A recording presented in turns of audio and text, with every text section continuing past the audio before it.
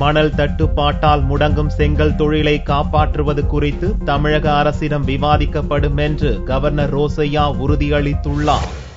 செங்கல் உற்பத்தியாளர் சங்கங்களின் கூட்டமைப்பின் 10வது மாநில மாநாடு சென்னையில் நடைபெற்றது. மாநாட்டை தமிழக கவர்னர் ரோசையா குத்துவிளக்கு ஏற்றி துவக்கி வைத்தார். செங்கல் உற்பத்தி தொழிலில் உள்ள குறைபாடுகளை களைய சங்க நிர்வாகிகளால் வைக்கப்பட்ட கோரிக்கையை ஏற்ற தமிழக கவர்னர் ரோசையா தனி நேரம் ஒதுக்கி அவர்கள் குறைகள் களைய ஆவண செய்யப்படும் என தெரிவித்தார்.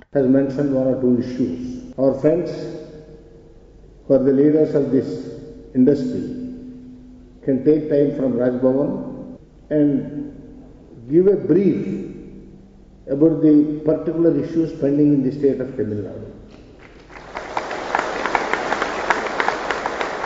Then it enables me to refer them to the government of Tamil Nadu.